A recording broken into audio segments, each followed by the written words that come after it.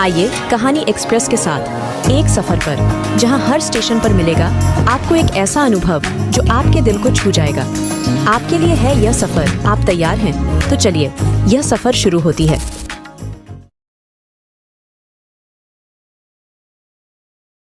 सुबह से शाम तक चूल्हे की आंच में बैठी स्त्री जब थककर चूर होती है, तो क्या उसके सगे पुरुष यानी पति को तकलीफ महसूस होती है? क्या वो जान पाता है दर्द अपनी सगी औरत का? क्या समझ पाता है उसके निस्वार्थ श्रम को, जिसको वो प्रेमवश अपना कर्तव्य समझती हो? इस तरह के कई सवाल मेरे मन को भीतर तक झकझोर देते हैं। कौन है सगा पुरुष जिसने स्त्री को जन्म दिया? वो सगे होते हुए भी पराये हो जाते हैं। जिसने स्त्री की रक्षा की, उसकी भी अधिकारिणी स्त्री नहीं रह पाती है। जब कोई भी कहानी आपके दिल को छू जाए, तो समझ लेना वो कहानी कहीं ना कहीं आपके जीवन का एक हिस्सा है। कोमल ने गृह प्रवेश के समय जैसे ही अपने बाएं पैर से कलश को धक्का दिया, वहां मौजूद महिलाओं में बातें होने लगीं कि अरे बाप रे, आते ही अपशगुन कर दिया। कोमल के कानों तक भी ये बात पहुंची। वो थोड़ी डरी तो थी ही, ये बात सुनकर और भी सहम गई। उसने तिरछी नजर से विभोर की तरफ देखा। उसके चेहरे पर कोमल को थकान के सिवा और कोई भाव नजर नहीं आया। फिर उसकी हिम्मत नहीं हुई कि वो सासू मां के चेहरे का भी भाव पढ़े। घर में प्रवेश करने के थोड़ी देर बाद पासा खिलाई की रस्म। दूध से भरे बर्तन में पति पत्नी दोनों को अंगूठी ढूंढनी होती है। जो ज्यादा बार ढूंढ लेता है उसी की घर में चलती है। शुरू हुई। निम्मी, विभोर भैया, अंगूठी आप ही ढूंढिएगा, नहीं तो पूरी जिंदगी गुलाम बनकर रहना पड़ेगा आपको। विभोर, तेरा भाई वो भी गुलाम, ऐसा तो कभी नहीं होगा।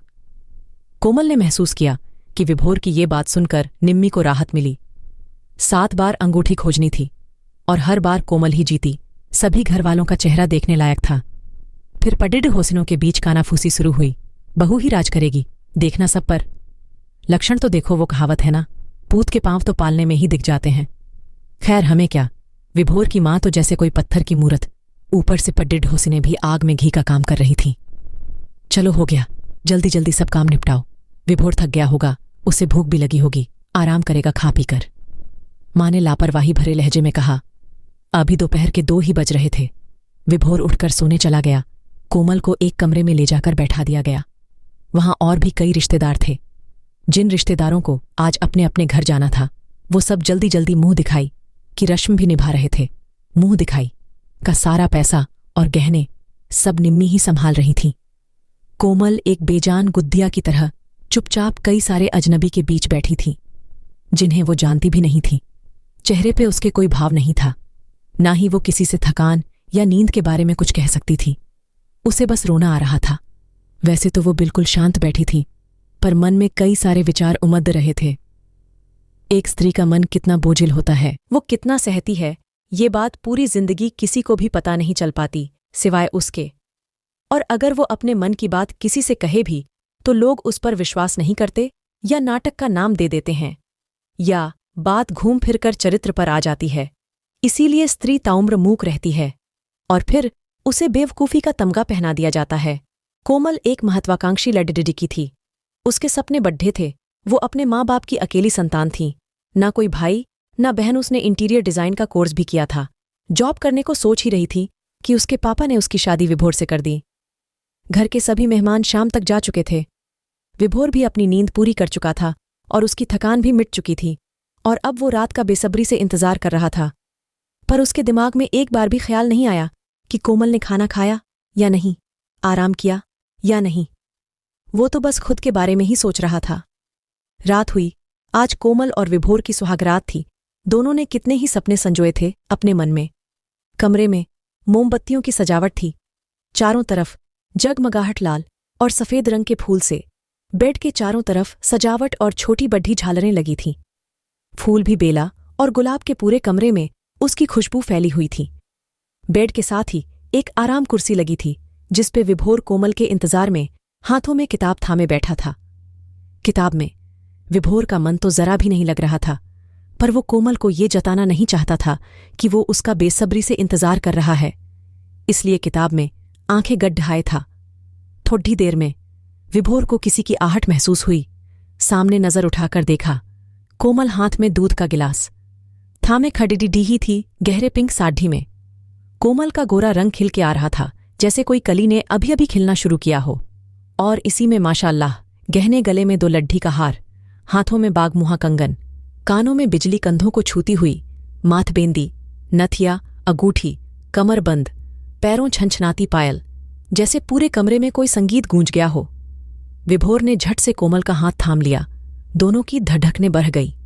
कितनी बार कोमल ने चाहा कि वो विभोर को मना कर दे, पर कुछ बोल नहीं पाई। विभोर को जैसे अपने सिवा कुछ दिखाई ही नहीं दे रहा था। विभोर ने ग्लास का दूध खत्म किया और दूसरी तरफ करवट लेकर सो गया। कोमल की आंखों से नींद गायब थी।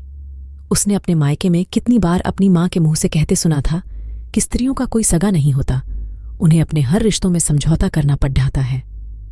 आज वो ये सब कुछ अपने साथ होता महसूस कर रही थी। रात तो बीत गई और कोमल की आंखों में नींद नहीं थी।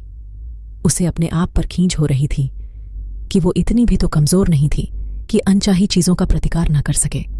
कितनों को तो वो शादी के पहले लेक्चर दे दिया करती थी कि बिना मर्जी के अगर कोई छुए तो उसके खिलाफ आवाज उठाओ, पर आज वो खुद के लिए एक शब्द भी नहीं बोल पाई। आखिर क्यों? खैर, अब रात गई और बात गई हो गई थी। विभोर तो बहुत खुश था, पर कोमल के चेहरे पर थकान साफ झलक रही थी। अब जो भी हो, इंसान को परिस्थितियों के आगे तो झुकना ही पड़ डचता है।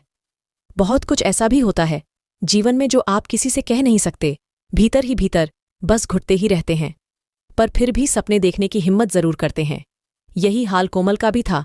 अपनी मर्जी का जीवन ना मिलने पर भी वो छोटे मोटे सपने देख लेती थीं और उसी में अपनी खुशियां तलाशती रहती थीं।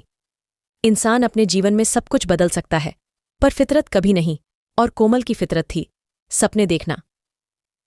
उसे तकलीफ तो बहुत थी, पर वो खुद को जिंदा रखना नहीं भूली थी।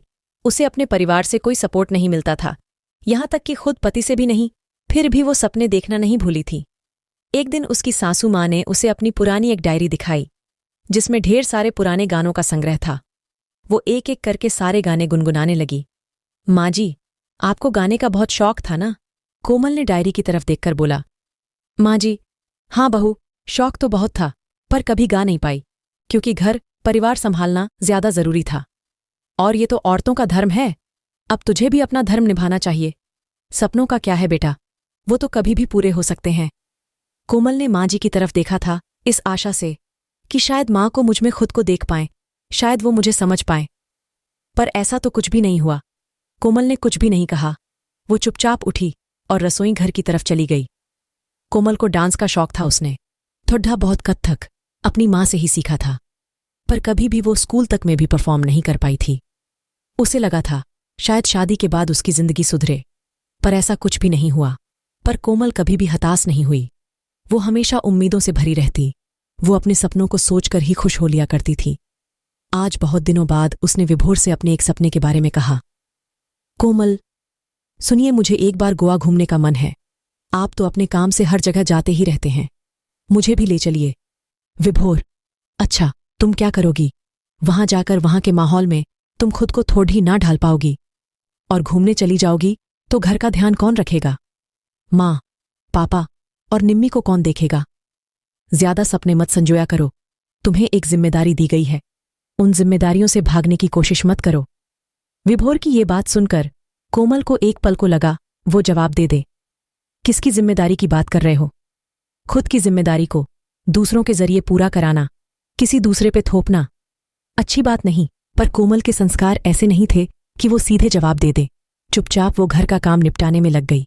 वो सोचने लगी, कोई बात नहीं, मेरा बेटा मेरे हर सपने पूरे करेगा, जहां जाना चाहूंगी ले जाएगा। उसका रिश्ता मुझे निःस्वार्थ होगा, वो मेरी हर बात को समझेगा। ईश्वर नाइंसाफी नहीं करता, वो अगर कुछ लेता है तो कुछ देता जरूर है। बस इंसान हिम्मत ना हारे। जीवन का क्या है, वो तो एक दिन चलते चलते खत्म ही हो जाना है। इसलिए हम किसी और की नहीं, पर खुद की जिम्मेदारी तो ले ही सकते हैं। शादी के 2 साल गुजर गए थे। कोमल को कभी भी इतना खुश नहीं देखा जितना आज देख रही हूं। चेहरे पर एक अलग ही चमक दिख रही थी। घर में सभी लोग उसका ख्याल रख रहे हैं। शायद आपको भी समझ आ रहा होगा ना? चलिए बता ही देती हूं। कोमल आज ही डॉक्टर के पास से आई है। विभोर ने आज पहली बार सीढ़ियां चढ़ते समय कोमल को सहारा दिया। वो मां बनने वाली थी। अब वो धीरे धीरे घर के सभी सदस्यों की चहेती बन रही थी। कोमल के चेहरे पर अब नूर था। मां बनने का एहसास ही अपने आप में बहुत खास होता है। पूरे 9 महीनों के इंतजार के बाद आज कोमल और विभोर के आंगन में आखिर किलकारी गूंज ही गई। सच कहते हैं लोग, बच्चे भगवान का रूप होते हैं। एक छोटा सा बच्चा पूरे को एक साथ लाने की ताकत रखता है, सबके भीतर जान फूंक देता है। कोमल का पूरा दिन अब उस नन्हू के पीछे पीछे लगे रहने में गुजर जाता। उसके साथ समय कब बीत जाता पता ही नहीं लगता। घर वालों के लिए भी नन्हू मनोरंजन हो गया था। सब उससे हंसी ठिठोली करते रहते थे। वो बाहर से जितना मासूम, भीतर से उतना ही ज्यादा छंट। समय जाते देर नहीं लगती। कोमल और विभोर के भी दिन बीत ही रहे थे। आज वैभव पूरे 22 साल का हो गया। अब तक तो वो घर वालों के साथ ही रहा। विभोर को अब अपने बेटे के भविष्य की चिंता सताने लगी। वो विभोर को दिल्ली भेजना चाहता था आगे की पढ़ाई के लिए। पर कोमल का कहना था कि इलाहाबाद में भी तो अच्छे कॉलेज हैं, वैभव यहां क्यों नहीं पढ़ सकता। पर विभोर ने आज तक कहाँ उसकी बात सुनी थी। जो अब सुनता वो अपनी बात पर अटल रहा। वो कहते हैं न खुशियों की उम्र ज्यादा नहीं होती और नजर भी बड़ी जल्दी लग जाती है। असल में बात ये थी कि कोमल के लिए वैभव ही तो एकमात्र सहारा था। उसके आने के बाद ही तो कोमल सब कुछ भूलकर खुश रहने लगी थी। पर अब वो सहारा भी खो रहा था। खैर, अब वैभव के दिल्ली जाने में बस 2 दिन शेष रह गए थे। इंजीनियरिंग कॉलेज में उसका ऑनलाइन रजिस्ट्रेशन हो गया था। बस उसकी फीस जमा होनी थी और हॉस्टल भी देखना था। कोमल बोझल मन से सब तैयारियों में जुटी थी। वैभव की पसंद के ही सारे पकवान बनाए जा रहे थे ताकि कुछ खाने वाली चीजें वो अपने साथ ले जा सके। काम करते समय बीच बीच में कोमल की आंखें भीग जा रही थीं, पर कोमल खुद को साथ में मजबूत भी बना रही थी। वो क्या करे, आखिर मां तो मां ही होती है। जितनी कमजोर उससे भी ज्यादा मजबूत। मां पापा तो मुझे चल ही रहे हैं, छोड़ने तुम भी चली चलो, दिल्ली में हम साथ साथ घूम भी लेंगे। वैभव ने कोमल के कंधे पर सर रख के बोला। कोमल की तो आंखें चमक उठीं। उसके मन में यही तो चल रहा था कब से। उसने कुछ कहने के लिए अपना मुंह खोला ही था कि तब से विभोर बोल पढ़ा। अरे तुम भी ना वैभव, कुछ भी बात करते हो। तुम्हारी माँ का वहां क्या काम है? फालतू बकवास में मन लगता है। तुम दोनों का 1 घंटे में निकलना है, हमें जल्दी करो वरना ट्रेन मिस हो जाएगी। कोमल आज भी कुछ बोल नहीं पाई, बस दरवाजे की ओट से अपने जिगर के टुकड्ढे को जाते हुए देखती रही। एक मां के लिए अपने बेटे से दूर रहना कितना मुश्किल होता है कोई, और इसको समझा सकता है क्या? जीवन हमेशा सुख दुख के सामंजस्य से ही बनता है। किसी एक की अति जीवन के लिए हानिकारक हो सकती है। इंसान रुक जाता है, उसके सपने रुक जाते हैं, उसका जीवन भी लगभग रुक ही जाता है। पर वक्त किसी का भी इंतजार नहीं करता। वो ये नहीं समझता कि जब हम सुखी होते हैं तो ठहराना चाहते हैं उसे, और जब दुखी होते हैं तो सोचते हैं कि जल्दी ही गुजर जाए। पर वक्त का अपना खुद का हिसाब है, वो किसी और की मर्जी नहीं चलने देता, खुद पर। कोमल का भी वक्त गुजरता जा रहा था, पिता की आश्रित, पति की आश्रित और अब बेटे की भी आश्रित। पर क्या बेटा उसकी उम्मीद पर खरा उतर पाएगा जो उम्मीद उसके पिता और पति ने भी पूरी नहीं की? क्या उस बात को वैभव समझ पाएगा? वैभव ने अपनी पढ़ाई पूरी कर ली, नौकरी करके वहीं दिल्ली में सेटल हो गया। इलाहाबाद वो साल में सिर्फ 1 आध बार आ जाता। अब उसकी शादी की बात भी होने लगी थी, पर ना जाने क्यों वो बार बार मना कर ही देता था। कारण भी ना बता पाए क्यों। कोमल और विभोर को समझ ही नहीं आ रहा था कि वैभव की नौकरी भी ठीक थी, सैलरी भी बढ़िया, और वो 30 साल का हो भी गया था। फिर शादी के लिए क्यों मना कर रहा है? आखिर विभोर ने एक दिन अपनी चुप्पी तोड़ी, वो भी कोमल के सामने। कोमल, आज तक तुमने अपना कोई भी फर्ज निभाया है ठीक ढंग से? कोमल विस्मित भाव से विभोर की ओर देखने लगी। उसने हमेशा विभोर का चेहरा पढ़ने की कोशिश की, पर कभी कोई भाव नहीं देख पाई। पर आज विभोर का चेहरा आक्रोश से भरा हुआ था। कोमल, बताइए मुझे, विभोर, मैंने आज तक अपना कौन सा फर्ज नहीं निभाया? मैंने तो हर संभव कोशिश की है कि मैं अपने हर रिश्ते को बखूबी निभाऊं, और निभाया भी है। विभोर, क्या खाक निभाया है? अपने बेटे को तो संभाल नहीं सकी, अपनी मनमर्जी करने लगा है। कोमल ने कोई प्रतिक्रिया नहीं दी। उसने वैभव को फोन लगाया और 2 दिनों के लिए इलाहाबाद आने को कहा। साथ में ये भी कह दिया कि मुझे नहीं पता कैसे आओगे, बस आना है किसी भी तरह। इतनी बात कहकर कोमल ने फोन पटक दिया और अपने कमरे में जाकर दरवाजा बंद कर लिया। विभोर ने आज पहली बार कोमल का ये रूप देखा था। उधर वैभव को भी समझ नहीं आ रहा था कि आखिर क्यों माँ ने इतना अर्जेंट बुलाया है। और उनका बात करने का लहजा भी बड्ढा अजीब था। सैटरडे, संडे 2 दिनों का वीकली ऑफ होता है वैभव के ऑफिस में, तो उसने फ्राइडे की छुट्टी ली और पहुंच गया। जैसे ही वो दरवाजे से भीतर आया, सामने कोमल खड़ी थी। उसे देखते ही वैभव बरस पद्दा। अच्छी खासी तो दिख रही हैं। आप ऐसी क्या आफत आ गई थी जो इतना अर्जेंट हो गया था? मेरा आना? सफर से आया है, थक गया होगा। पहले नहा धोकर कुछ खा पी ले, फिर बात करते हैं, कोमल ने प्यार भरे लहजे में कहा।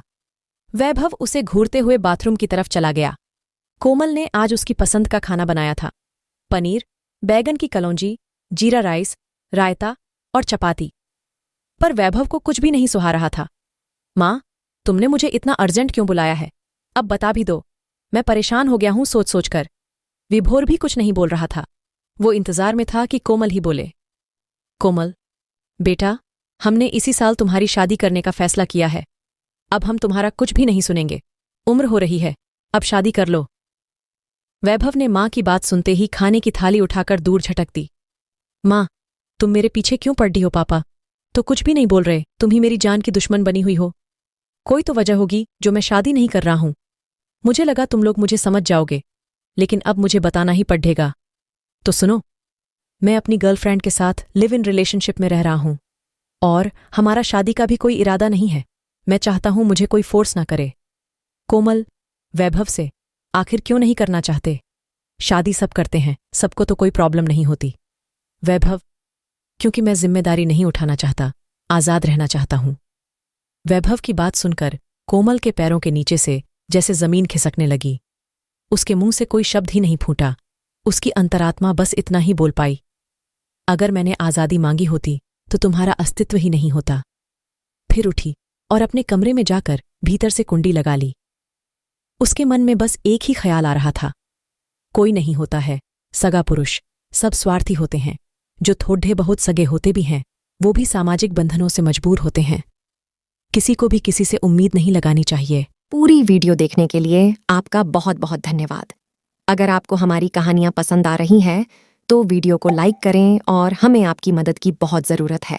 हमारे चैनल में सब्सक्राइबर बहुत कम है, तो हमारे साथ जुड़िए, हमारे चैनल को सब्सक्राइब करिए।